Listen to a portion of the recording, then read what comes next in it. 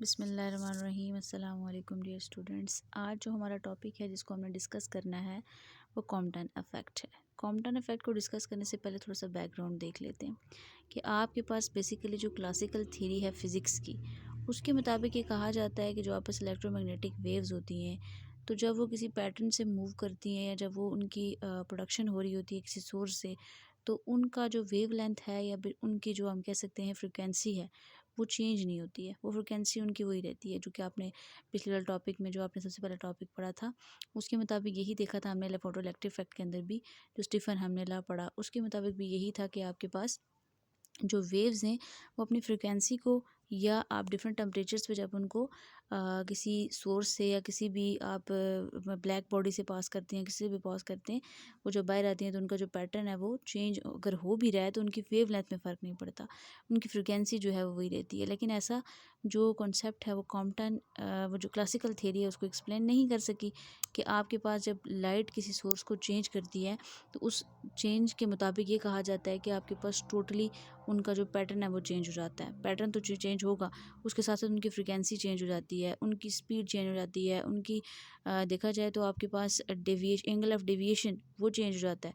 तो इस चीज़ को डिस्कस करने के लिए कॉम्पटन जो है उसने एक्सपेरिमेंट एक किया था। इसके मुताबिक है क्या, कॉम्पटन ने एक्चुअली ये चीज़ एक्सप्लेन की कि जब आपके पास ऐसा फिनोमेना, ठीक है, कि जिसमें वेवलेंथ एक्स रेज़ की इंक्रीज़ हो जाती है। एक्स रेज़ को अगर हम लेते हैं, उन्हीं की अगर लेट्स सपोज हम बात करते हैं, क्योंकि इलेक्ट्रोमैग्नेटिक थ्योरी ये कहती है, क्लासिकल थ्योरी, कि एक्स रेज़ इलेक्ट्रोमैग्नेटिक वेव्स हैं। और इलेक्ट्रोमैग्नेटिक वेव्स कौन सी होती हैं? वो वाली वेव्स के जो आपके पास किसी सोर्स से टकराती भी हैं, फर्दर उनके अंदर जो आगे से नया पैटर्न बनता है, उनकी जो नई रेज़ बनती हैं, स्पेक्ट्रम जो बनता है, उनकी फ्रिक्वेंसी और वेवलेंथ सेम होती है as of the incident rays यानी कि एक्स रेज़, ठीक है। जबकि इस कॉन्सेप्ट को कॉम्पटन ने रिजेक्ट किया। उसने कहा कि आपके पास ऐसा फिनोमेना कि जिसके अंदर वेवलेंथ एक्स रेज़ की किसी चीज़ से कोलाइड करने के बाद क्या हो जाए, चेंज हो जाए, वो क्या कहलाता है आपके पास, कॉम्पटन इफेक्ट, यानी कि change in wavelength as well as frequency. तो एक्सपेरिमेंट के मुताबिक क्या था, आर्थर हॉली कॉम्पटन, इसने एक्सपेरिमेंट को परफॉर्म किया और ये एक्सपेरिमेंट तकरीबन से 1923 के अंदर परफॉर्म किया, जिसके बाद उसको नोबेल प्राइज़ भी दिया गया 1927 में, ठीक है। अब इसका जो एक्सपेरिमेंट था उसके मुताबिक इसने क्या किया, अब इस डायग्राम को अगर आप अंडरस्टैंड करें थोड़ा, आपने एक अपरेटस यूज़ किया जिससे आप क्या कर रहे थे, एक्स रेज़ को पास कर रहे थे, ठीक है। और दरमियान में आपने कुछ क्या लगा ली, स्लिट्स लगा ली। इन स्लिट्स का फंक्शन बेसिकली क्या है कि जब इस सोर्स में से इलेक्ट्रोमैग्नेटिक वेव प्रोसीड करेगी तो ये इन स्लिट्स का फंक्शन ये है कि ये इसको आगे बिल्कुल स्ट्रेट मूव करवाएंगे टूवर्ड्स ग्रेफाइट सोर्स या ग्रेफाइट टारगेट, कि जिसके अंदर जब ये प्रोसीड करेंगी तो आगे से ये अपना पैटर्न चेंज कर लेंगी। अब जैसे ही स्कैटर आउट हो जाएगी मुकम्मल, जो फॉर एग्जांपल ये आपके पास कोई वेव लाइट की है, जिस किसी भी चीज़ की है, तो ये वेव आगे जाके आपका सब क्या करती है, अपना पैटर्न चेंज करती है, तो स्कैटर आउट हो जाती है। कुछ जो है वो इस तरह से प्रोसीड करेगी, कुछ जो है डिफरेंट डायरेक्शन में डाउनवर्ड, कुछ अपवर्ड। तो यहाँ पे आपने दो तीन चीज़ें याद रखनी है कि आगे डिटेक्टर लगाया गया है। डिटेक्टर का फंक्शन ये है कि वो डिटेक्ट करता है कि यहाँ पे लाइट कोलिजन के बाद जो आपके पास वेव की जो रे आगे प्रोसीड हुई है, इसकी वेवलेंथ कितनी थी या इसकी फ्रिक्वेंसी क्या है, किस फ्रिक्वेंसी से आगे मूव कर रही है यहाँ पे जो रेज बन रही है, ठीक है। तो इस चीज़ को पहले डिस्कस करने से पहले इस ऑपरेटर से जैसे ही आपके पास, यहाँ से याद रखना है कि जैसे आपके पास ये वेवलेंथ यहाँ से आगे प्रोसीड होती है ना, यहाँ पे इसकी वेवलेंथ जो है वो कम होगी, ठीक है। अब जब जैसे ही इसके ऊपर ये ग्रेफाइट सोर्स से आकर टकराएगी तो इस आगे स्कैटर हो जाएगी। तो स्कैटर होने के बाद इसकी वेवलेंथ क्या हो जाती है, चेंज। तो पहली वेवलेंथ को हमने लिखा लैम्डा, ठीक है। और सेकंड वेवलेंथ को आफ्टर कोलिजन जो आपस वेव बनी, उसको हमने बोला स्कैटरिंग वेव, या फिर हम उसको कहते हैं लैम्डा डैश, ठीक है। हमने डिफ्रेंशिएट करने के लिए लिखा है, ठीक है।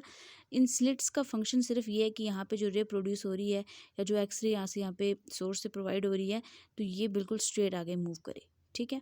अब इसके मुताबिक अगर देखा जाए तो कुछ कंस्ट्रक्शन के पॉइंट्स हैं जो आपने बेसिकली याद रखने। उसमें पहला पॉइंट क्या है कि a beam of X rays having wavelength lambda is directed toward target of the graphite, के जो बीम आपके पास थी एक वेवलेंथ की, वो क्या हुई, आगे की तरफ प्रोसीड हुई, ठीक। और वो बिल्कुल स्ट्रेट आगे मूव कर रही है और विदाउट जब तक वो इस ग्रेफाइट सोर्स से टकराई नहीं है तब तक उसकी वेवलेंथ बिल्कुल वो ये चेंज नहीं हुई, ठीक है। The change in wavelength del lambda between incident and scattered beam is called Compton shift, यानी कि यहाँ पे जो चेंज आएगा आपके पास इधर से फॉर एग्जांपल ये लेमडा ये था ना, ये जैसे ही ग्रेफाइट से टकराएगी तो आगे आपस अब जहाँ पे जो लेमडा आया है वो चेंज है, यानी कि lambda plus lambda bar is equal to del lambda, कि यहाँ पे आपस जो चेंज आ रहा है तो ये आपस किसके इक्वल होगा, डेल लेमडा के इक्वल होगा, यानी कि वेवलेंथ में आपने चेंज लाया। तो इसको हम आमतौर पे क्या कहते हैं, कॉम्पटन शिफ्ट।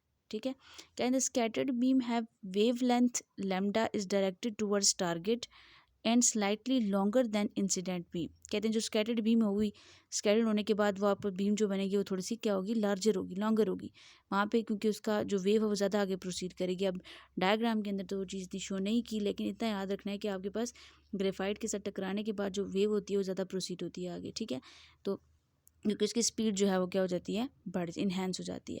फिर नेक्स्ट बता रहे हैं कि scattered beam have intensity peak at two wavelengths lambda and lambda prime. Lambda prime तक उसकी ये स्पीड बनेगी।